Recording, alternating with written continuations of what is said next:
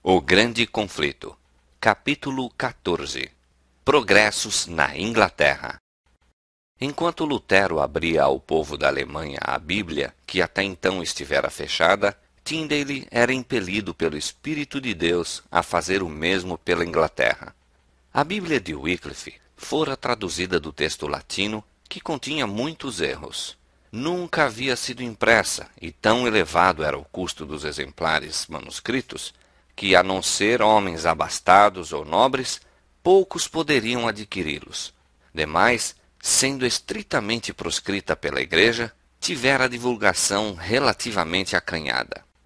Em 1516, um ano antes do aparecimento das teses de Lutero, Erasmo publicara sua versão grega e latina do Novo Testamento. Agora, pela primeira vez, a palavra de Deus era impressa na língua original.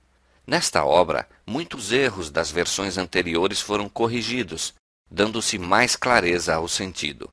Levou muitos dentre as classes cultas a melhorar conhecimento da verdade e deu novo impulso à obra da reforma. Mas o povo comum ainda estava, em grande parte, privado da palavra de Deus.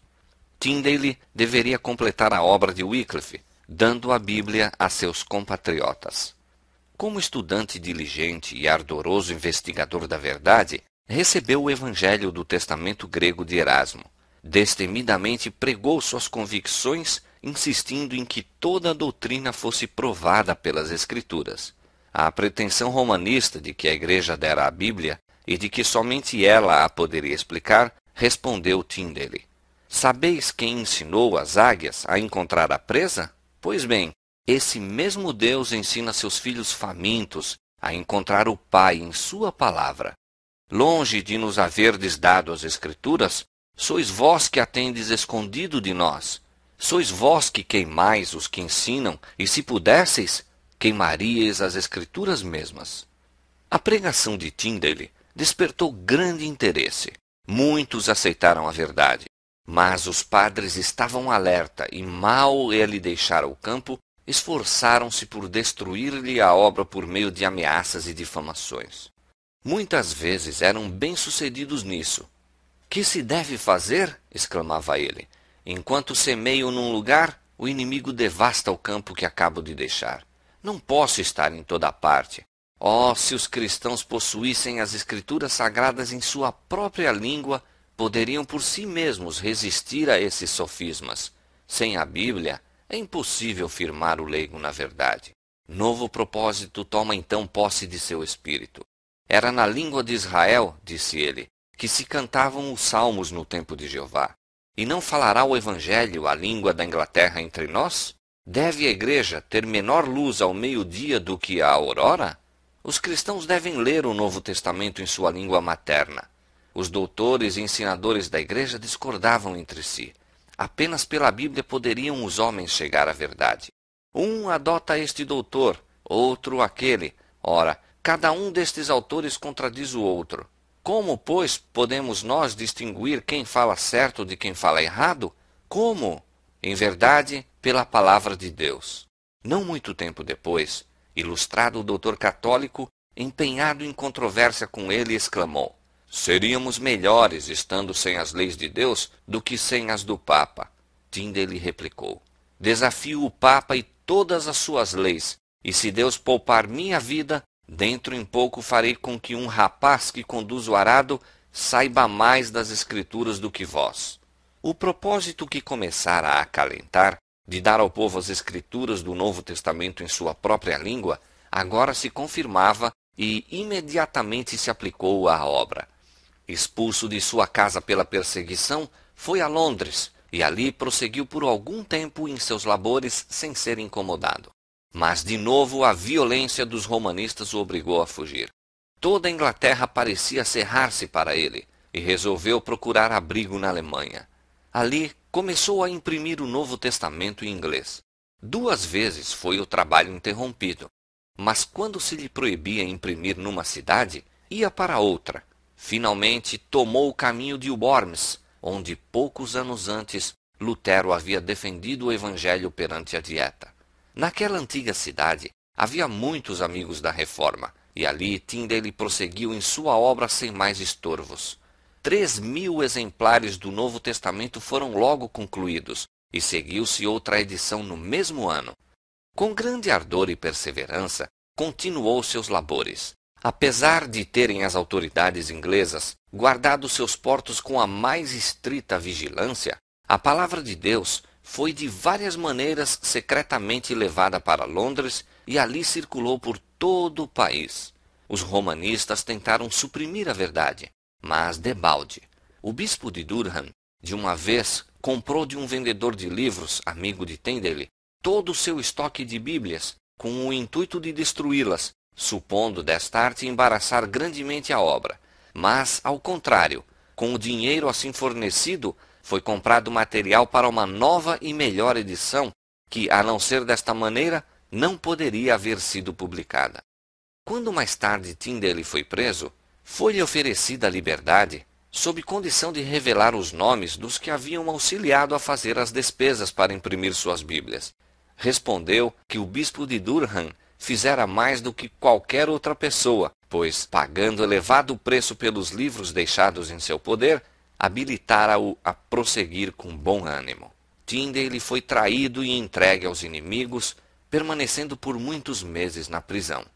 Finalmente, deu testemunho da fé, morrendo mártir. Mas as armas que preparara habilitaram outros soldados a batalhar por todos os séculos, mesmo até aos nossos dias. Latimer sustentava do púlpito que a Bíblia deveria ser lida na língua do povo.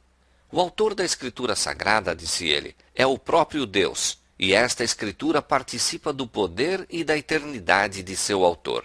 Não há rei, imperador, magistrado ou governador que não tenha o dever de obedecer à sua santa palavra.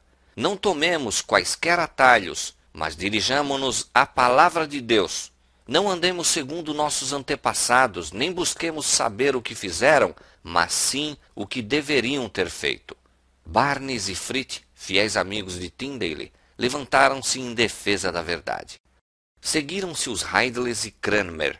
Estes dirigentes da reforma inglesa eram homens de saber, e quase todos tinham sido muito estimados pelo zelo e piedade na comunhão romana. Sua oposição ao papado resultou de seu conhecimento dos erros da Santa Sé. Familiarizados com os mistérios de Babilônia, maior poder imprimiram a seus testemunhos contra ela. Farei agora uma estranha pergunta, disse Latimer. Quem é o mais diligente bispo em toda a Inglaterra? Vejo-vos a ouvir e escutar que eu o nomeie. Eu vô-lo direi. É o diabo. Ele nunca abandona sua diocese. Procurai-o quando quiserdes, sempre estará em casa. Está sempre junto à sua charrua. Nunca o achareis ocioso, garanto-vos. Onde reside o diabo, fora com os livros, e venham as velas. Fora com as Bíblias, e venham os rosários. Fora com a luz do Evangelho, e venha a luz das velas. Sim, ao meio-dia. Abaixo a cruz de Cristo, viva o purgatório limpa-bolsas. Fora com vestir os nus, os pobres e os inválidos, e viva o cobrir de imagens e festivos ornamentos, o pau e a pedra. Venham as tradições dos homens e suas leis, abaixo com as tradições de Deus e sua santíssima palavra. Quem dera fossem nossos prelados tão diligentes em semear a boa doutrina, como Satanás o é em semear o joio ou a cisânia. O grande princípio mantido por aqueles reformadores, princípio que fora sustentado pelos valdenses, por Wycliffe, João Hus, Lutero, Zwinglio e pelos que a ele se uniram, foi a autoridade infalível das Escrituras Sagradas como regra de fé e prática. Negavam o direito dos papas, concílios, padres e reis de dirigirem a consciência em matéria de religião.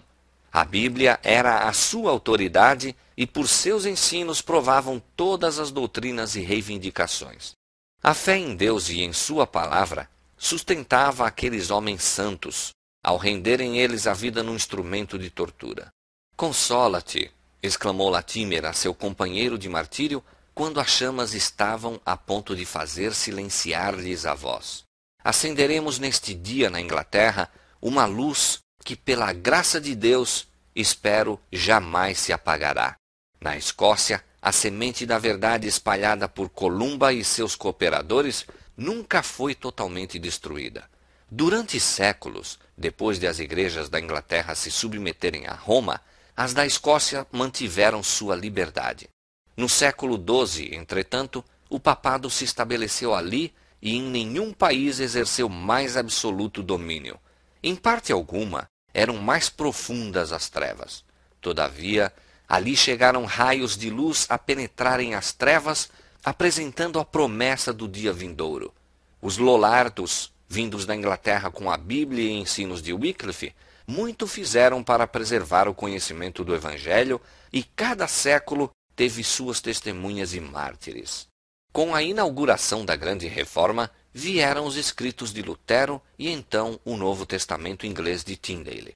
Sem serem notados pela hierarquia, esses mensageiros atravessaram silenciosamente as montanhas e vales, reacendendo o facho da verdade, quase a extinguir-se na Escócia, e desfazendo a obra que Roma fizera durante 4 séculos de opressão.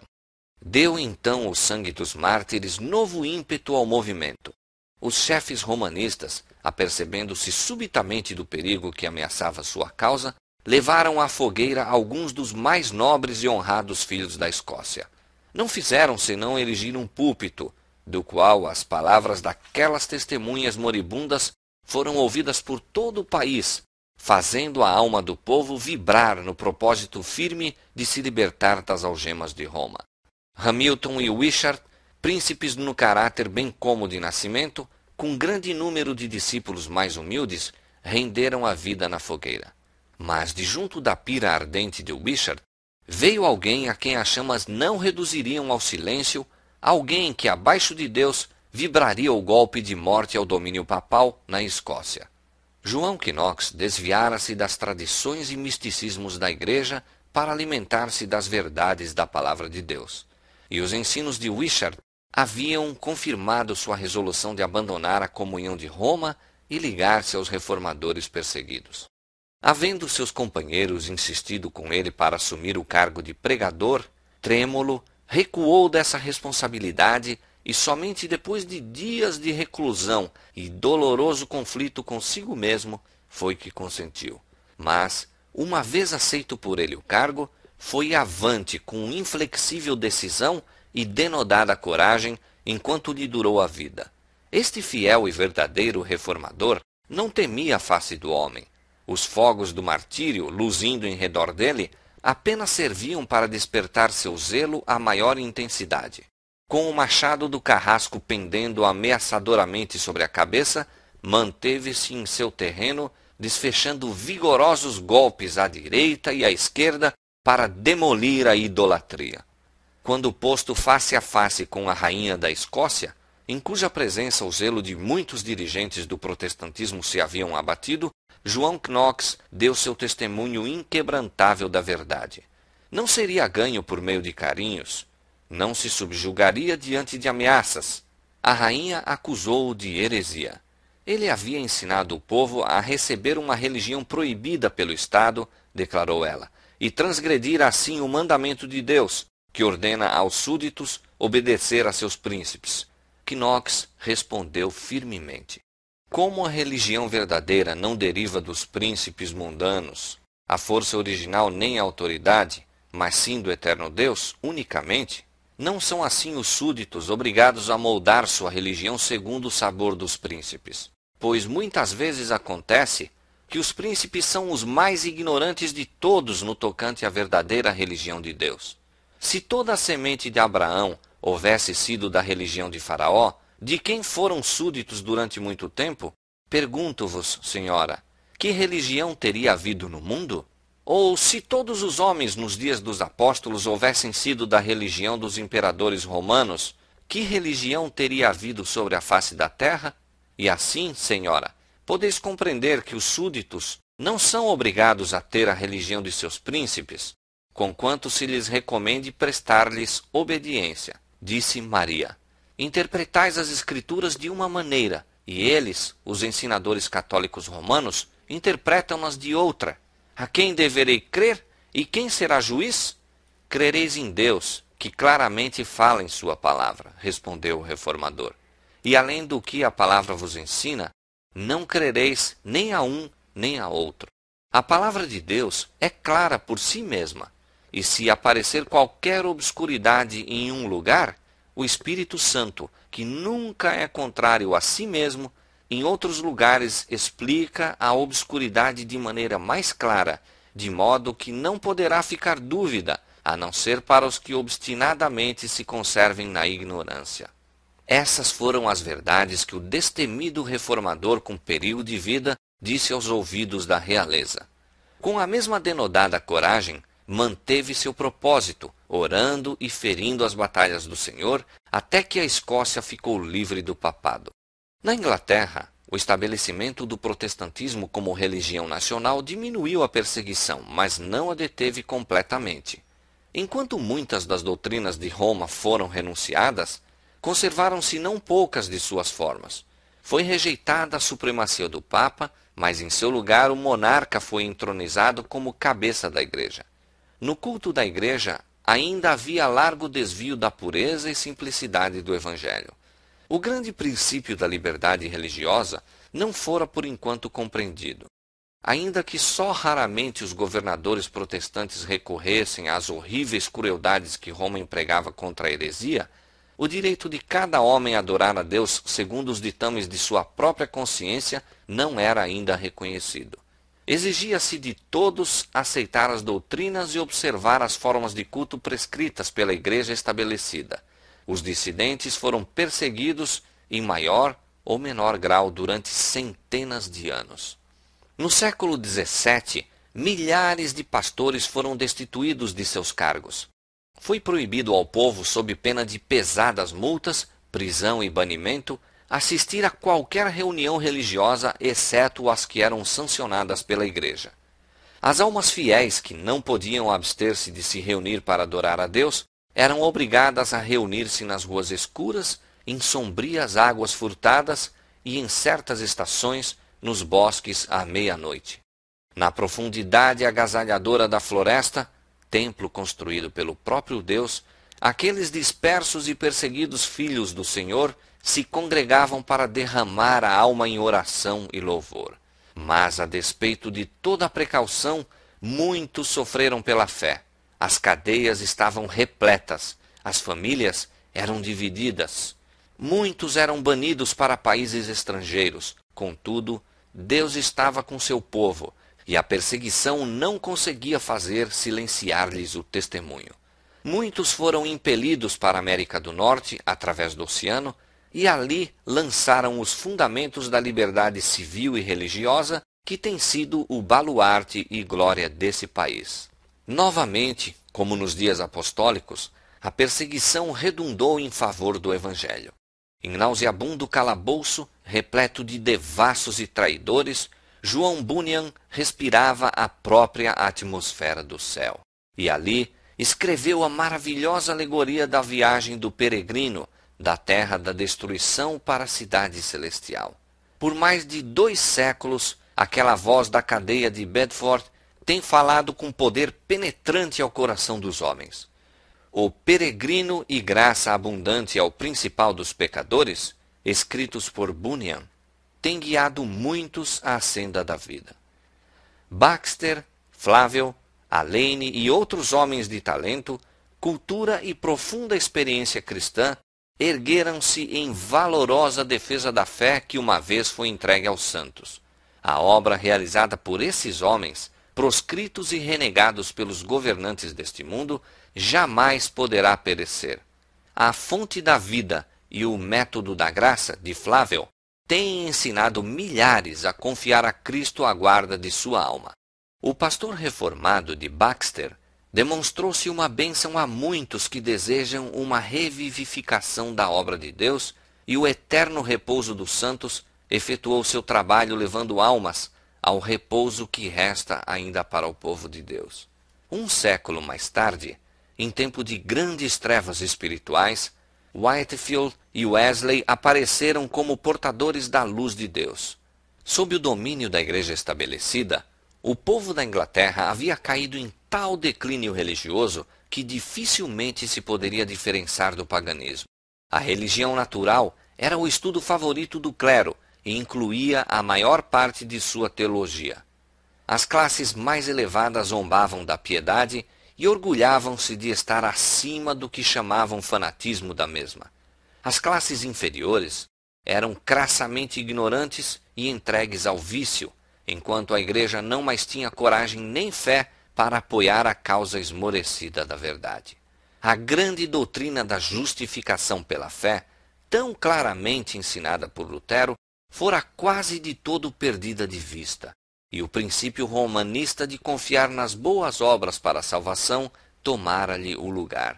Whitefield e Wesley, que eram membros da igreja estabelecida, buscavam sinceramente o favor de Deus, e isto, haviam sido ensinados, deveria conseguir-se mediante vida virtuosa e pela observância das ordenanças da religião.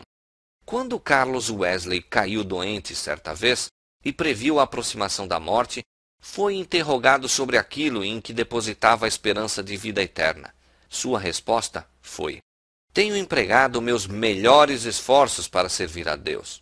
Como o amigo que fizera a pergunta parecesse não ficar completamente satisfeito com a resposta, pensou Wesley: pois que? Não são meus esforços razão suficiente para a esperança? Despojar-me-ia ele de meus esforços? Nada mais tenho em que confiar. Tais eram as densas trevas que haviam baixado sobre a igreja, ocultando a obra de expiação, despojando a Cristo de sua glória e desviando a mente dos homens de sua única esperança de salvação, o sangue do Redentor crucificado. Wesley e seus companheiros chegaram a ver que a verdadeira religião se localiza no coração e que a lei de Deus se estende tanto aos pensamentos como às palavras e ações. Convictos da necessidade de pureza de coração, bem como da correção da conduta exterior, buscaram com zelo levar uma nova vida. Com oração e diligentes esforços, aplicavam-se a subjugar os males do coração natural. Viviam vida de renúncia, caridade e humilhação, observando com grande rigor e exatidão todas as medidas que julgavam lhes pudessem ser de auxílio para obter o que mais desejavam, a santidade que conseguia o favor de Deus, mas não alcançaram o objetivo que procuravam. Baldados foram seus esforços para se libertar da condenação do pecado ou para lhe quebrar o poder. Essa foi a mesma luta que Lutero experimentara em sua cela em Erfurt. A mesma questão lhe torturara a alma. Como se justificará o homem para com Deus? Jó 9:2. Os fogos da verdade divina, quase extintos sobre os altares do protestantismo, deveriam reacender-se do antigo facho legado através dos séculos pelos cristãos boêmios. Depois da Reforma, o protestantismo na Boêmia fora calcado a pés pelas hordas de Roma. Todos os que se recusavam a renunciar à verdade foram obrigados a fugir.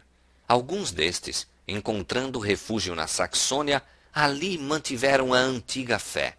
Foi dos descendentes desses cristãos que a luz chegara a Wesley e a seus companheiros. João e Carlos Wesley, depois de serem ordenados para o ministério, foram enviados em missão à América. A bordo do navio havia um grupo de morávios. Violentas tempestades acossaram-nos na travessia e João Wesley, posto face a face com a morte, sentiu que não tinha a certeza de paz com Deus. Os alemães, ao contrário, manifestavam uma calma e confiança que lhe eram estranhas. Muito tempo antes, disse ele, já eu havia observado a grande rigidez de sua conduta. De sua humildade haviam dado prova contínua, efetuando para os outros passageiros as ocupações servis que nenhum dos ingleses desempenharia. Isto sem desejarem nem receberem paga, dizendo que era para o seu coração orgulhoso e que seu amante salvador por eles fizera mais. E dia a dia manifestavam uma mansidão que nenhuma ofensa poderia abalar. Se eram empurrados, batidos ou derrubados, erguiam-se de novo e iam-se, mas nenhuma queixa lhes escapava dos lábios. Houve então uma oportunidade para provar se eram movidos pelo espírito de temor ou de orgulho, ira e vingança. Em meio do salmo com que iniciaram seu culto, o mar enfureceu-se, reduzindo a pedaços a vela principal, cobrindo o navio e derramando-se pelos convéses, como se o grande abismo já nos houvesse tragado. Terrível alarido surgiu entre os ingleses. Os alemães calmamente continuaram a cantar. Perguntei a um deles depois: "Não ficaste com medo?" Ele respondeu: "Graças a Deus, não." Perguntei: "Mas não ficaram com medo vossas mulheres e crianças?" Respondeu brandamente: "Não, nossas mulheres e crianças não têm medo de morrer." Ao chegar à savana, Wesley demorou-se por um pouco de tempo com os morávios, ficando profundamente impressionado com a sua conduta cristã.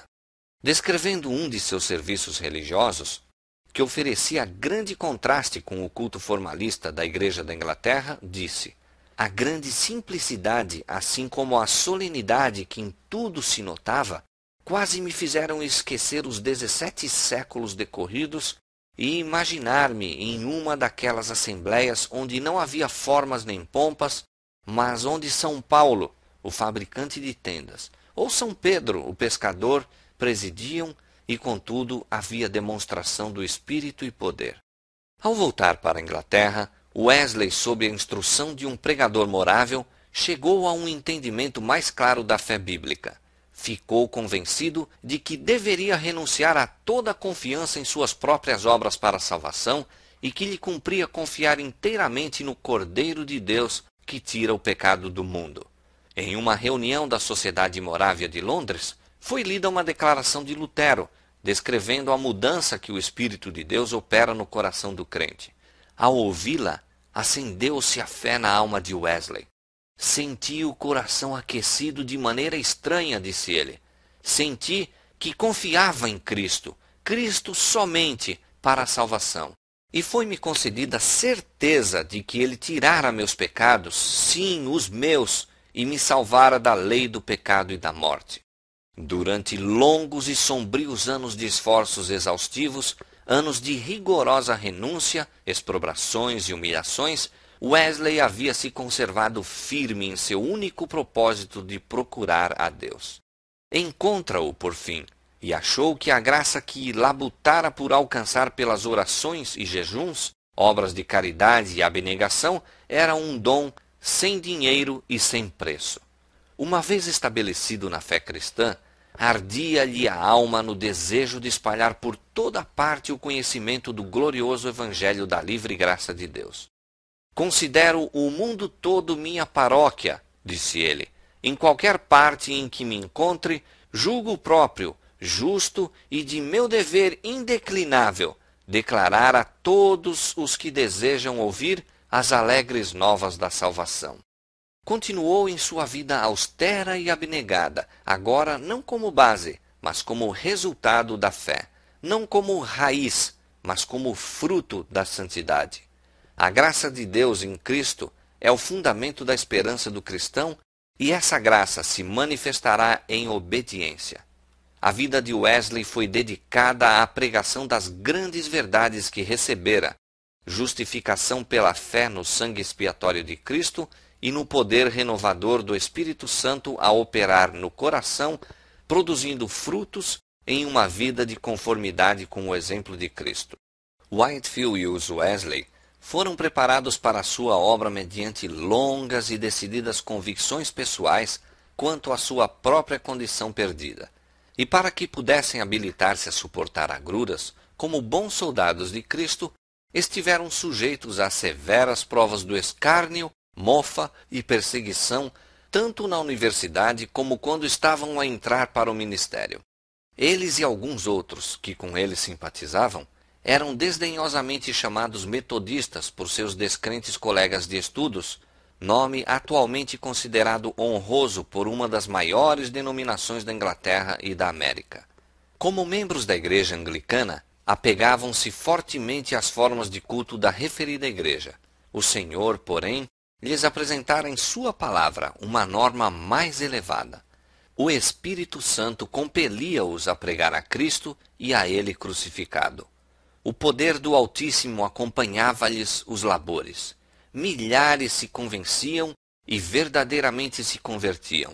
Era necessário que essas ovelhas fossem protegidas dos lobos devoradores. Wesley não tinha intenção de formar uma nova denominação, mas organizou os conversos no que se chamou a União Metodista.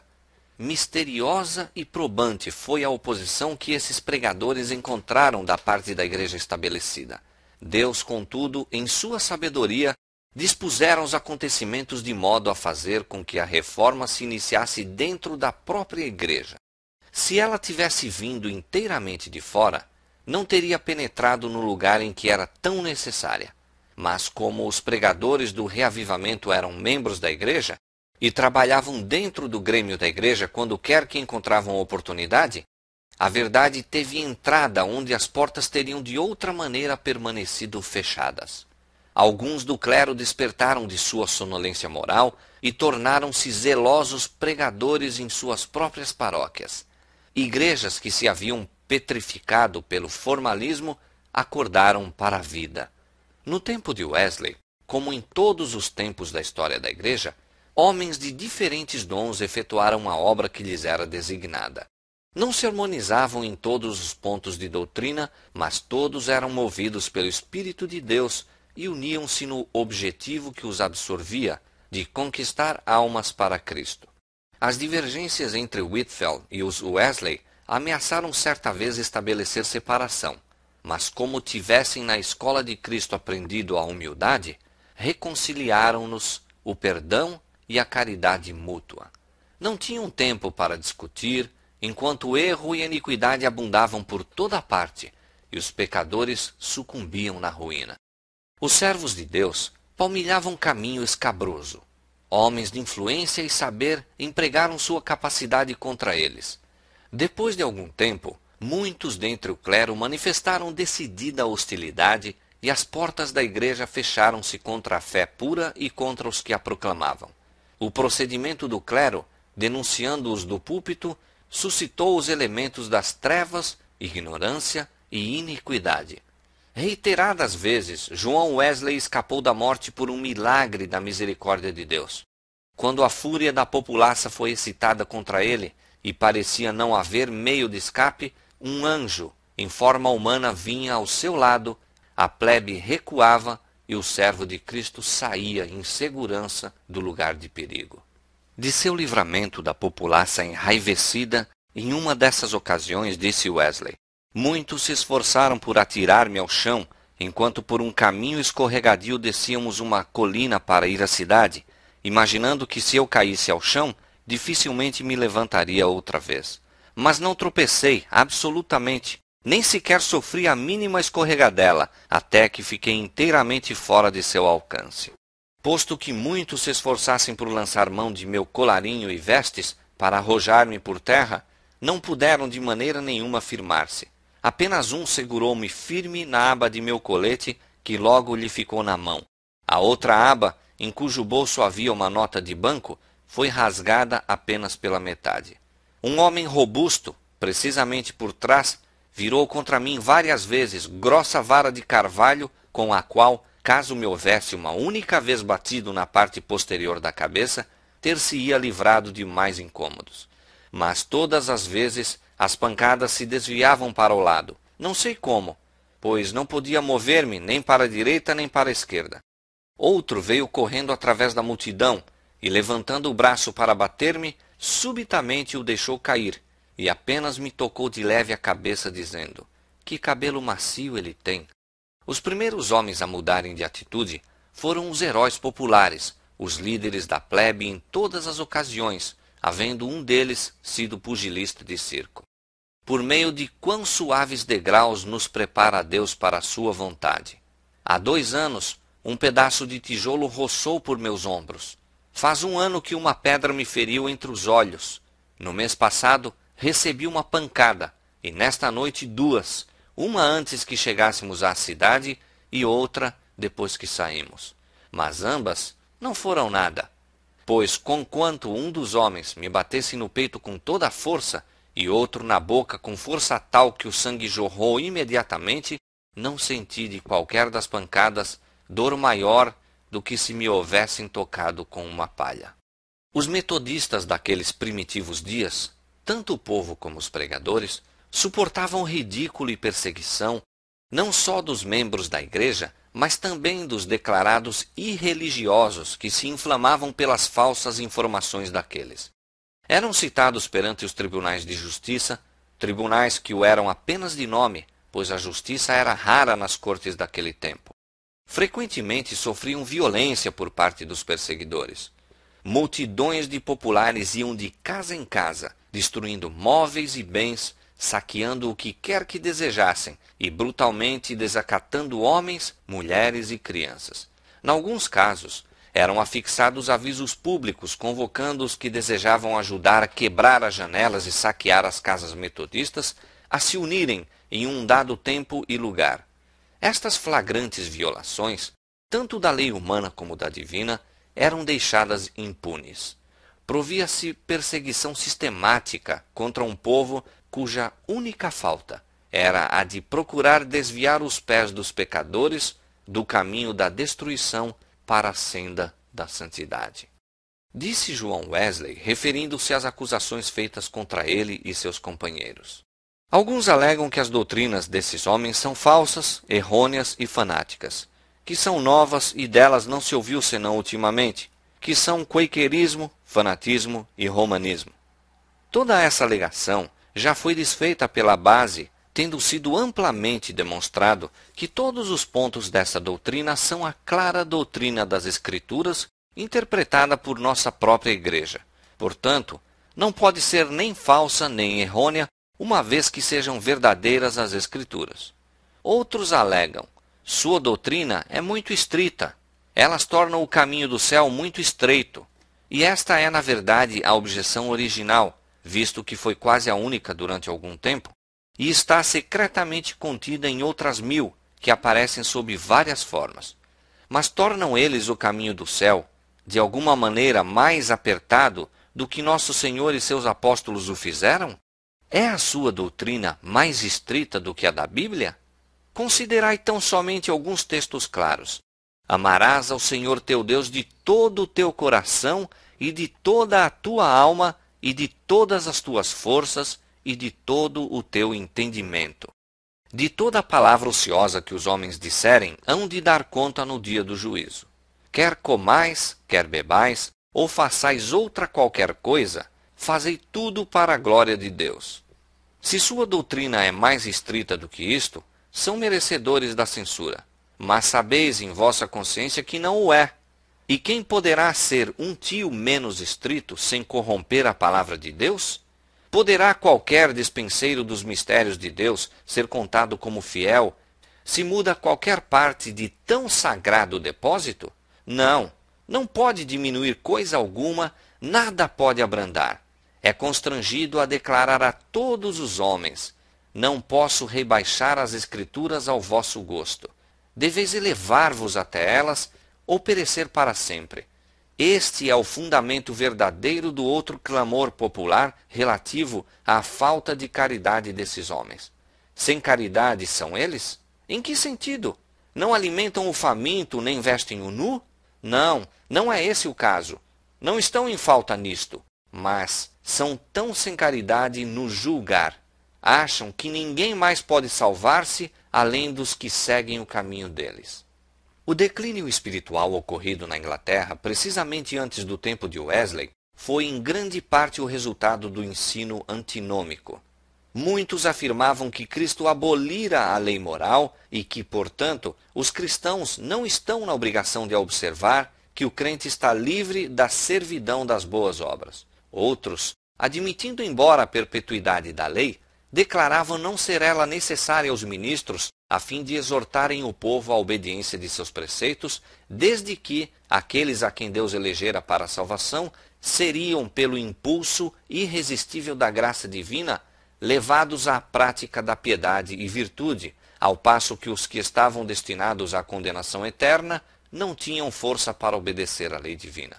Outros, sustentando também que os eleitos não podem cair da graça nem privar-se do favor divino, chegavam à conclusão ainda mais horrível de que as ações ímpias que cometem não são realmente pecaminosas nem devem considerar-se como violação da lei divina por parte deles, e que, em consequência, não têm motivo quer para confessar os pecados, quer para com os mesmos romper pelo arrependimento. Declaravam, portanto, que mesmo um dos mais vis pecados, universalmente considerado como enorme violação da lei divina, não é pecado à vista de Deus, cometido por um dos eleitos, porque é um dos característicos essenciais e distintivos dos eleitos o não poderem fazer alguma coisa que seja desagradável a Deus ou proibida pela lei. Estas monstruosas doutrinas são essencialmente as mesmas que o ensino posterior dos educadores e teólogos populares, de que não há lei divina imutável como norma do que é reto, mas que o padrão da moralidade é indicado pela própria sociedade e tem estado constantemente sujeito à mudança. Todas estas ideias são inspiradas pelo mesmo Espírito Superior, sim, por aquele que mesmo entre os habitantes celestiais, sem pecado, iniciou sua obra de procurar derruir as justas restrições da lei de Deus. A doutrina dos decretos divinos, que inalteravelmente fixam o caráter dos homens, havia conduzido muitos à rejeição virtual da lei de Deus. Wesley perseverantemente se opôs aos erros dos ensinadores antinomistas, demonstrando que esta doutrina que levava ao antinomismo é contrária às Escrituras. A graça de Deus se há manifestado trazendo salvação a todos os homens. Isto é bom e agradável diante de Deus nosso Salvador, que quer que todos os homens se salvem e venham ao conhecimento da verdade.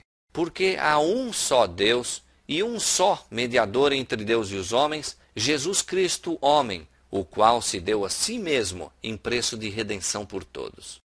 O Espírito de Deus é concedido livremente para habilitar todos os homens a apoderar-se dos meios de salvação. Assim, Cristo, a verdadeira luz, ilumina a todo homem que vem ao mundo. Os homens não conseguem a salvação pela recusa voluntária da luz da vida. Em resposta à alegação do que pela morte de Cristo foram abolidos os preceitos do Decálogo, juntamente com a lei cerimonial, disse Wesley: a lei moral contida nos 10 mandamentos e encarecida pelos profetas, Cristo não a abrogou. Não era desígnio de sua vinda revogar qualquer parte da mesma. Ela é uma lei que jamais poderá ser destruída, que permanece firme como a fiel testemunha no céu. Existiu desde o princípio no mundo, sendo escrita não em tábuas de pedra, mas no coração de todos os filhos dos homens, quando saíram das mãos do Criador. E conquanto as letras que uma vez foram escritas pelo dedo de Deus, ora estejam em grande parte apagadas pelo pecado, não podem elas, contudo, ser totalmente obliteradas, enquanto tivermos qualquer consciência do bem e do mal. Todos os requisitos desta lei devem continuar vigorando para toda a humanidade e em todos os tempos, não dependendo isto do tempo ou do lugar, nem de qualquer outra circunstância sujeita à mudança, mas da natureza de Deus e da natureza do homem e da imutável relação existente entre um e outro. Não vim para destruir, mas cumprir.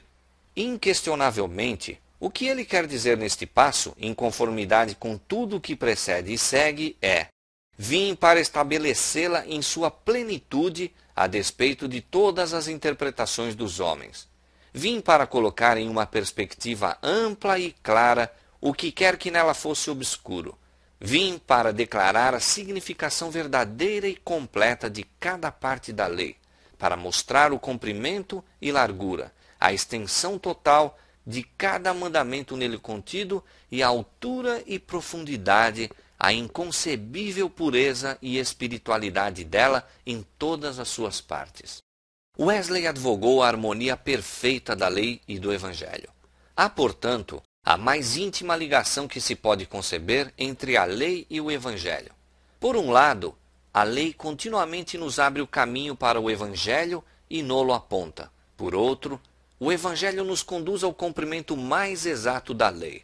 A lei, por exemplo, exige de nós amar a Deus e ao próximo, sermos mansos, humildes e santos.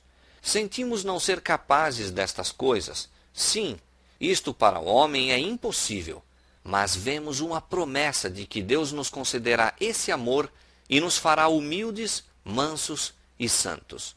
Lançamos mão deste Evangelho, destas alegres novas. É-nos feito segundo a nossa fé, e a justiça da lei se cumpre em nós pela fé em Cristo Jesus.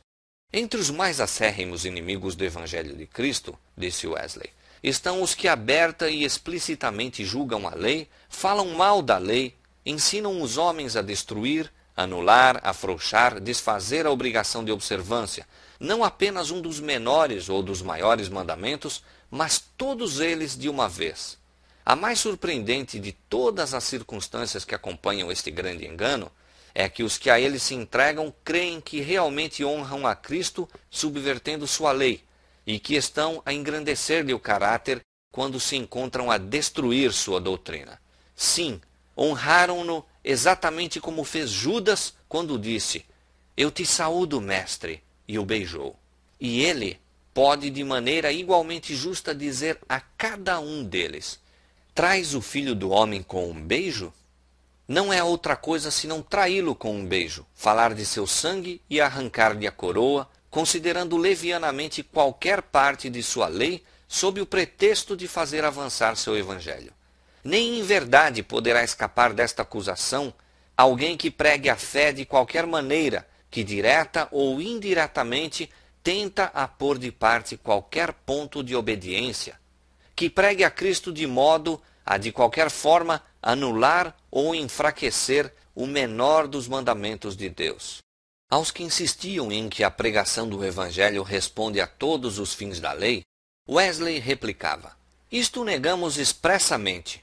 Não corresponde ao primeiro objetivo da própria lei, a saber, convencer os homens do pecado, despertar aos que ainda dormem às bordas do inferno."